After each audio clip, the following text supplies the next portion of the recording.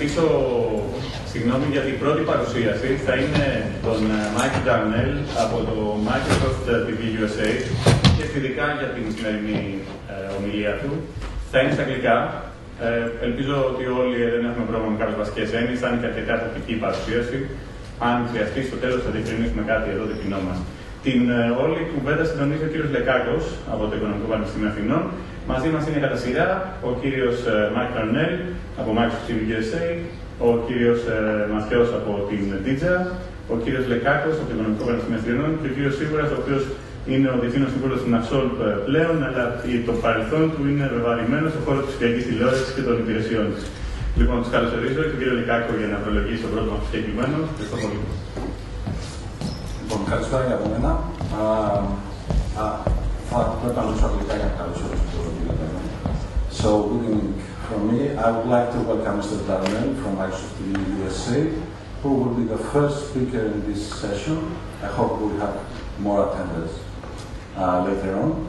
So, Mike, if you want, you can start with the presentation.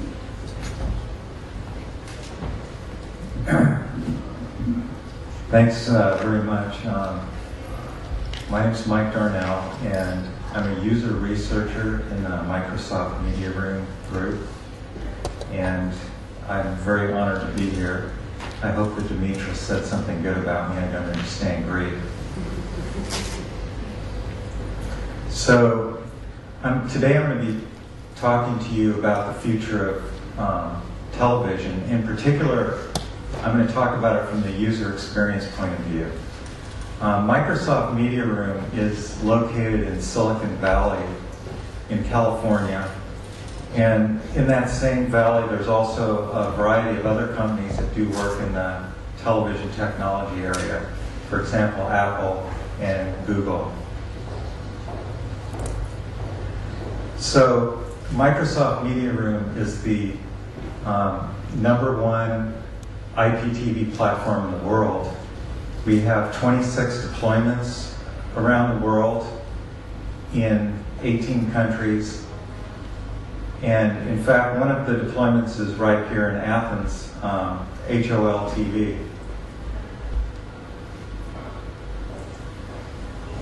I'm from the user experience team, and the user experience team is responsible for designing products that are useful, easy to use, and engaging and fun. And one of the ways we do that is we have a usability lab. You can see in the picture here on the left, it looks a lot like a living room. So that's in our Microsoft facility in California. And we bring people in from outside Microsoft and have them use our Media Room product and observe any difficulties they have. And when we see difficulties, we work with the engineering team to try to get those resolved. We also do in-home visits. We go and visit customers in their homes that have our product as well as competitive products. And we observe how they use the products, and we also interview them about their use of the products. And we get feedback after they've used the product for some period of time. And this is how we design easy-to-use products. My talk is going to be about TV today and in the future, in particular trends in the digital TV services in the USA, the rise of over-the-top TV, and particularly innovations in user experience. If you looked at all the households in the USA today, about 130 million of them, and looked at what kind of TV services they have, about 17% of them have just regular basic cable or analog cable. And basically that means that there's a cable coming into the home and it's directly connected to the TV. So they just have basic TV service. Another 44% have what's called digital cable, which involves having a set-top box, shown here, connected to the TV and to the cable, and that provides enhanced TV services, which I'll show you a little bit in a little bit. There's also about 30% of the people that have satellite TV, And that also has a satellite receiver. And this will have similar user experience to digital cable. And then about 9% have other services, such as IPTV or terrestrial. So let's talk about the digital TV services. That's digital cable and satellite service. So there's three main features of this. There's live TV, there's PVR, personal video recording, and there's video on demand. This pie chart shows basically what people spend their time viewing TV-wise in the US. So about 90% of the time is spent viewing live TV. About 6% of the time people are viewing PVR, and 4% of the time or less people are using VOD or VOD. And people watch an awful lot of TV in the US. The average person watches, the average adult over 18 watches 30 hours of TV per week during the sort of the warmer months, and in the colder months it goes up to 35. So let's talk about the live TV experience on digital TV. So the basic thing that digital adds to the live TV experience is program information and the electronic program guide. So I have a little video here that gives you kind of a feel for the user experience of live TV on a digital TV. So basically what you're seeing here is the person watching TV, and then they start to flip through the channels. Channel surf, we call it. And you can see down below on the channel bar, it tells you the name of the program that's being watched. So this information is TV metadata. It's coming in and being added to the TV signal so you can have a better idea about what you're watching. In a second here, you'll see the electronic program guide come up. So the electronic program guide shows a listing of all the channels that are available, which is into the hundreds. It shows you the names of the programs that are on right now on all the channels, and also into the future. And a lot of the TV services will go about 2 weeks into the future, so you could find out what's going to be on channel, a week from Sunday. And in this video, you can see the person navigating down through the guide, and as they navigate over a show, you can see some program information displayed down here, as well as a little picture-in-picture that shows you gives you a preview of what's on that channel. And then eventually they'll find something they want to watch, and they'll go ahead and select it, and that'll tune that channel.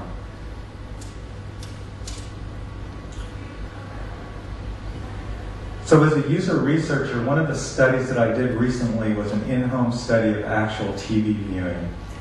And what that involved was we set up video cameras in people's homes and recorded their TV watching over a couple-week period of time when we weren't there.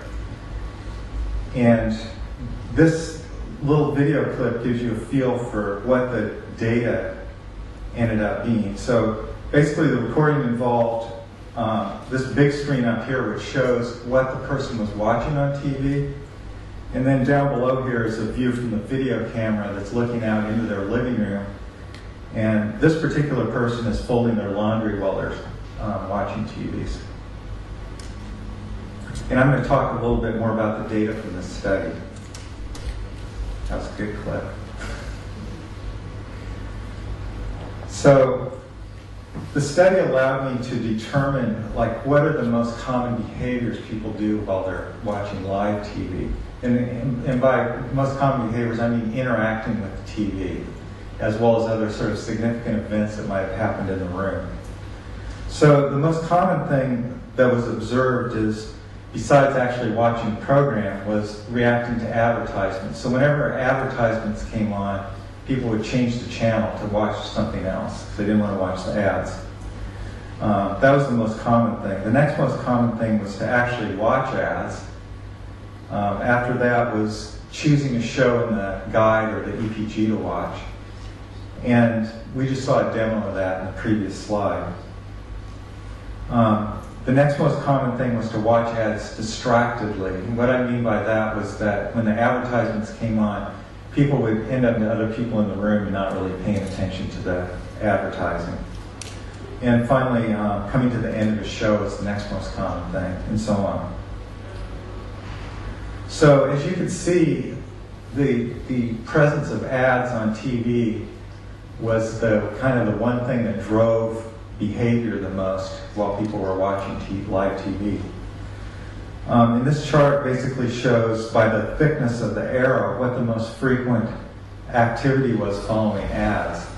So as you can see here, the most common thing was to watch the ads, but the next most common thing was to press the last button on the remote.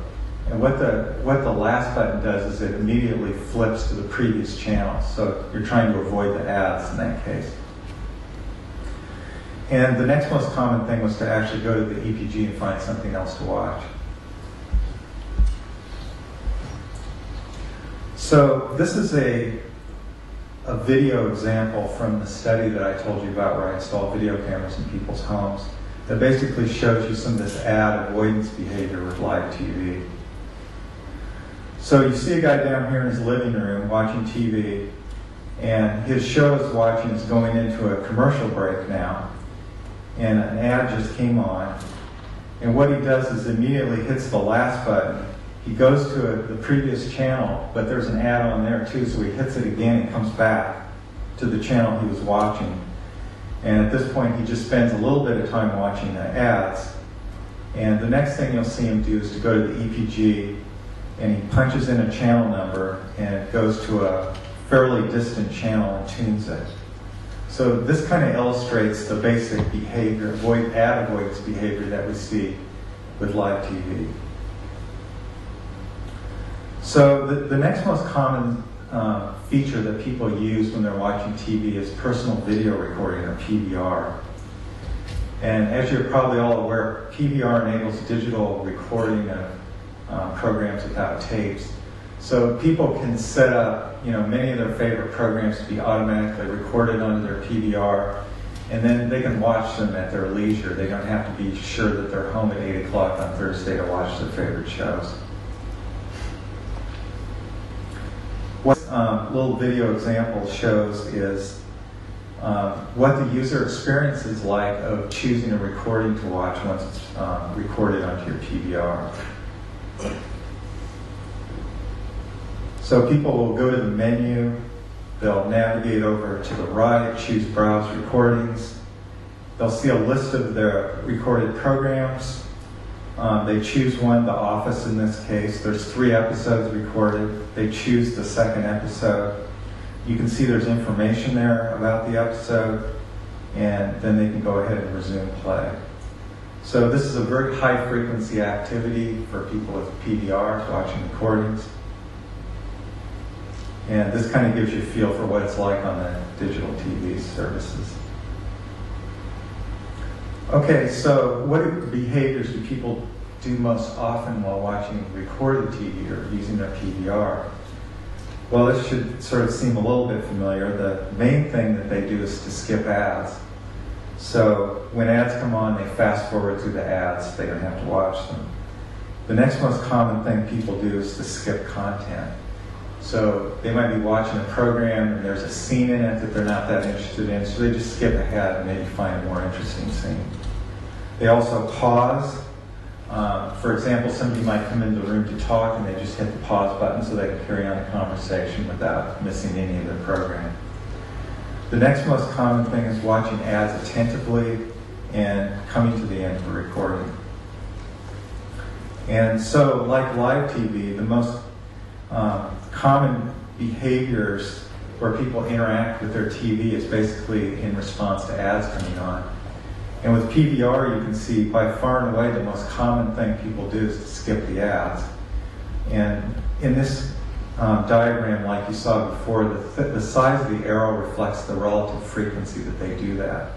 So they skip ads almost all the time, and very seldom then they watch ads, and either distractedly or attentively.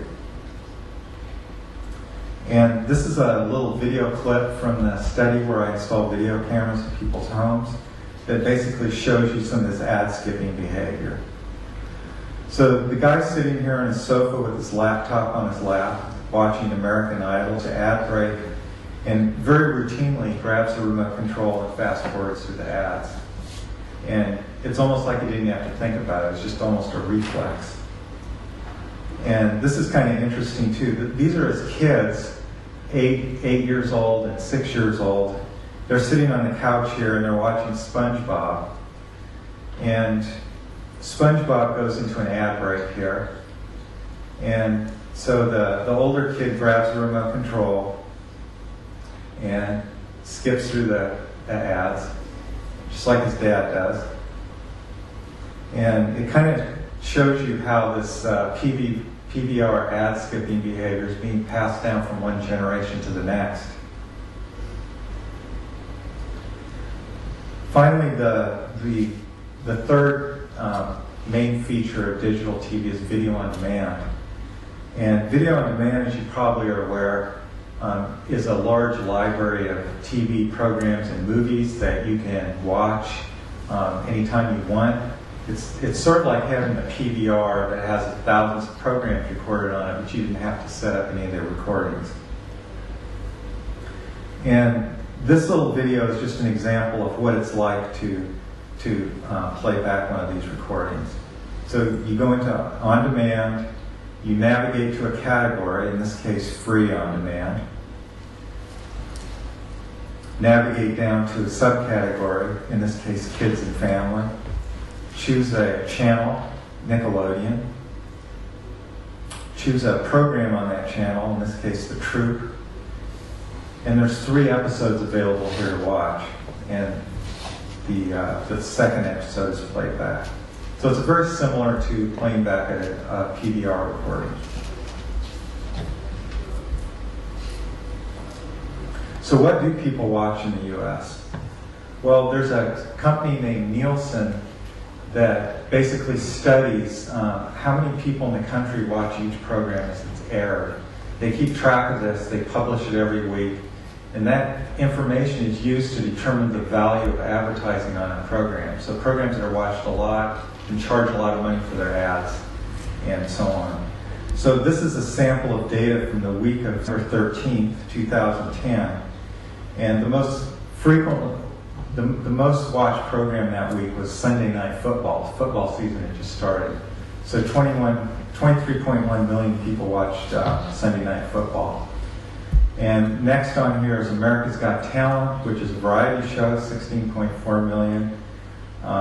ESPN Monday Night Football, 60 Minutes, which is a news show. There's also some dramatic series in here like Outlaw, NCIS, The Closer, comedies like 2.5 Men, game shows like Jeopardy and Wheel of Fortune. Kind of gives you a feel for what people are watching on TV the most. So most of the digital TV services are currently going to 3 screens. So not only are they providing television services on your TV, but they're also providing them on your computer and on your cell phone as well. Some other trends in digital TV service in the U.S. is there's been a slowdown in subscriber growth. In particular, the companies are losing basic cable subscribers. And there's a couple reasons for that, and we'll get into it in a little bit. Also, consumers are frustrated by the expense of TV services. So the average monthly cable bill in the United States is $71, which is 51 euros. Primary over-the-top services in the United States are YouTube, which you're probably familiar with, that has a lot of short-form user-generated content. Hulu, which streams popular TV programs from the networks. Amazon, which also streams video TV programs and movies, and in this case has a rental system in place, so you have to rent them. Netflix, which is a subscription service which provides older movies and TV programs, and so on. So as I mentioned, OTT is a recent phenomenon, and like 5 years ago, there wasn't any YouTube, there wasn't Netflix streaming, there wasn't Hulu. It's all happened fairly recently. And kind of the main reason for it is that the broadband in people's homes has improved to the point where you can stream video on it fairly well. And about 60% of the households in the United States have broadband at this point. In terms of over-the-top TV devices, the most common are, of course, computers and smartphones to a lesser degree. But there's also specialized devices being marketed. There's a device called a Roku player, which attaches to the internet and then to your TV and allows you to stream internet TV right onto your television. There's also Apple TV, which is a similar device.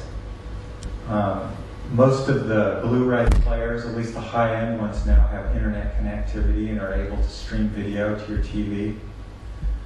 There's the iPad, of course. The game consoles now, Xbox, PS3, and the Nintendo Wii also stream video to the TV. And a lot of the high-end TVs now have internet connectivity, so you can directly connect an Ethernet cable right to the television. So where does most video viewing take place today over the top TV? Well, the majority of it is still on computers because you don't have to buy any devices. Most people already have the computers, so it's very convenient. But there's a trend now towards more devices being connected to TVs. People really want to sit on the sofa and watch them on the big screen. They don't want to sit in front of their computer. And what's the primary type of video that's viewed over the top TV today? Well, it's video clips, basically short clips, such as YouTube has, but there's a tendency now towards actual full-length, high-quality TV programs being sent over the internet, and that's worrying the digital TV providers a little bit. So this chart shows the growth of over-the-top TV from 2008 to 2009. It grew by 16%, whereas basic TV viewing remained flat. So that there's definitely a growth going on there. But to keep things in perspective, still more than 99% of TV viewing is traditional. I mean, over the digital and analog TV providers, and only less than 1% is actually over-the-top viewing. So these were the popular programs from the week of September 13th that I just showed. And I just did a little study to find out how many of these could you actually view over the top. And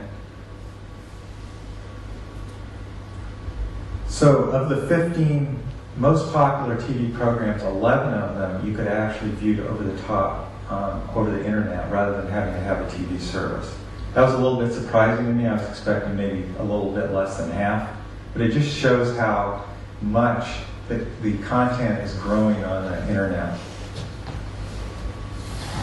So cutting the cord, it's a euphemism in the U.S. for canceling one's digital TV service and using over-the-top TV as a replacement. And that's a little bit what the big television providers are worried about. So I don't think cutting the cord is going to happen very much soon. And there's a couple reasons. So although cable TV and satellite TV is expensive, there's really no upfront cost. You can call up the cable company or the satellite company, and they'll basically put $1,000 worth of equipment in your home, upfront cost, and you just pay on a monthly basis. So that's appealing to a lot of people. And the second reason that over-the-top TV, I think, is not going to replace regular TV is that there's still a lot of content that's not available. Like if you're into first-tier sports, it's hard to really get a good variety of sports programming over the top. And also there's some very popular TV shows like American Idol that aren't available over the top. And some of the real premium TV services like HBO are also not available. So now I'm going to just run through some of the things that are really interesting to me as a user experience person. These are innovations in user experience that over-the-top TV has worked on. So this is a little short video of the user experience of picking a video to watch on the Roku player, which streams Netflix over the internet to your TV. And one thing you'll notice, especially compared to the videos you saw before of digital TV, is that these use a lot more artwork. Okay, so it's a lot more sort of compelling visual experience to find a video to watch. It isn't so text heavy. And this is pretty characteristic of most of the over-the-top TV services. They're more inherited from the web than from traditional TV.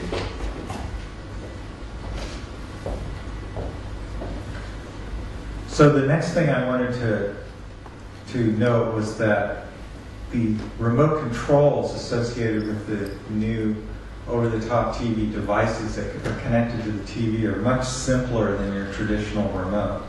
So on the right side here is kind of a typical, this is a Comcast digital cable remote. It's got a lot of buttons on it. People are fairly intimidated by all the buttons. They don't use most of them.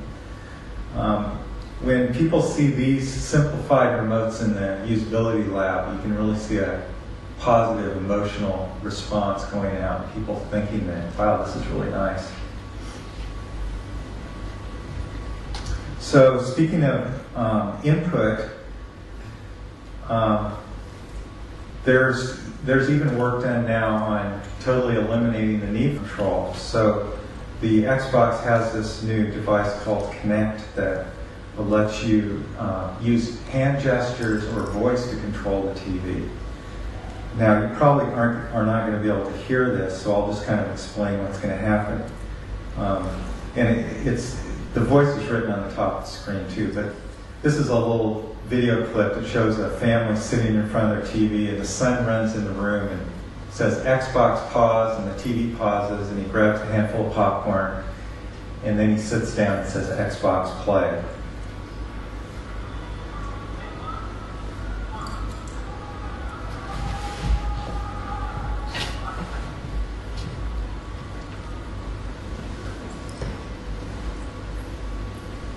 Okay, with digital TV, and when you sit down to watch TV, you literally have thousands of different TV programs available to you.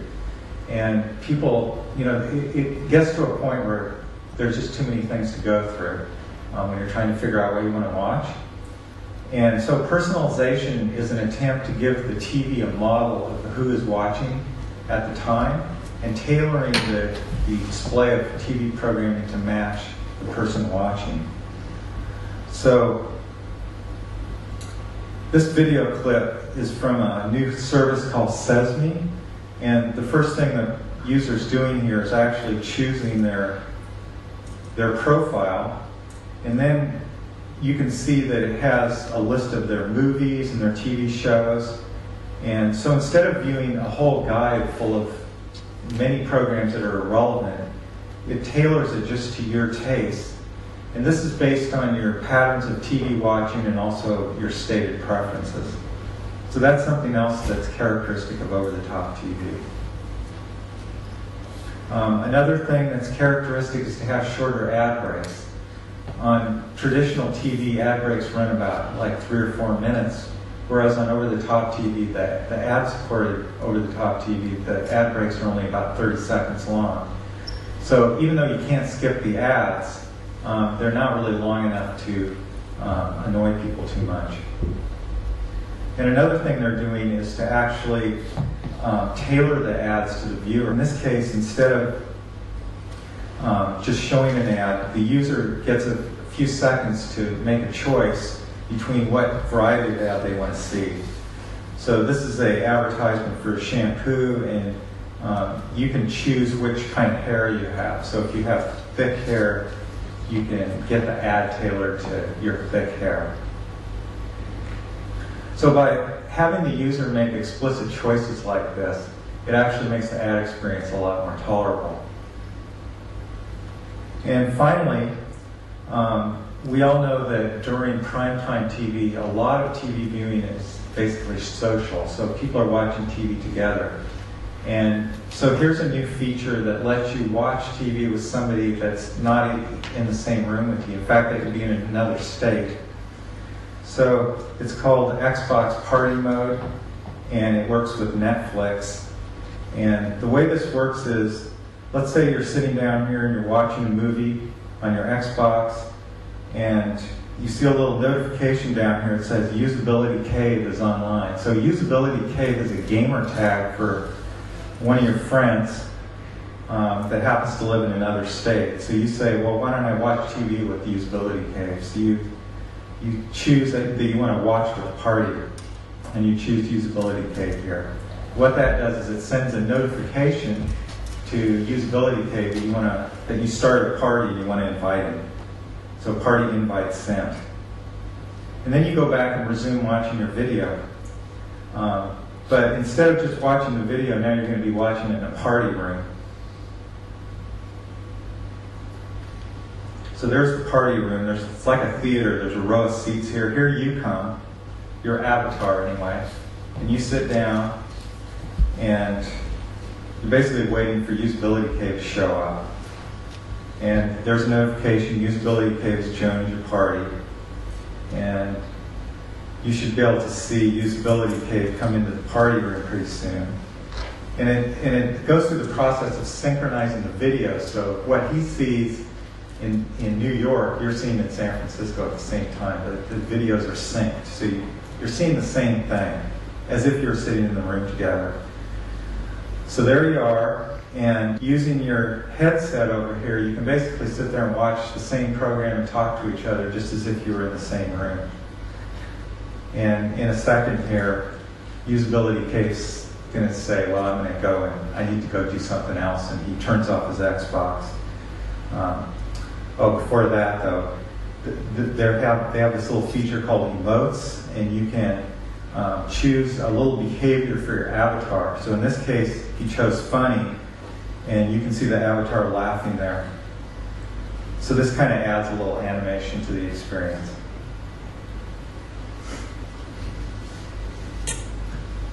And now Usability Cave says, oh, I gotta go. And he's gonna get up. When he turns his Xbox on, he'll leave the party room then. And you're not limited to having 2 people. You can have, I think, up to 7 people in a party. So these are kind of new features that are being pioneered with over-the-top TV. Okay, what about the future of television? So 5 years from now, I see the digital TV services and the over-the-top TV services basically sort of taking on characteristics of each other. So I don't think either of them is going to go away, but they're going to sort of blend together more. Where will digital TV services be 5 years from now? I see that PVR is going to be growing to about 20% of TV viewing from about 6% today. And that's just based on the previous rate of growth. I see scheduled TV continuing to give way to video on demand. So you won't have to actually set up your PVR to record stuff because it's going to be waiting for you already. Live TV is not going to go away though, but it's going to take advantage of what it's good for. It's going to be used more for real live sporting events and actual breaking news. I think there'll be more flexible payment plans for customers to address their frustration with the current expenses. And I think that some of the features from over-the-top TV are going to make their way into more mainstream television, like personalization, more use of poster art, and simplified remote controls. Where will over-the-top TV be 5 years from now? I think that over-the-top is going to grow to about 5% of TV viewing from about 1% today. I think we're going to see more advertising on over-the-top TV and more ad targeting because currently it's not really paying for itself. I think that you're also going to see subscription plans so that people can watch things like HBO over the top. They're going to have to actually pay for it, subscribe to it. I see Netflix and Hulu growing and expanding even more internationally. And I see more continued creation of innovative user experiences. And I appreciate your time. Thank you very much.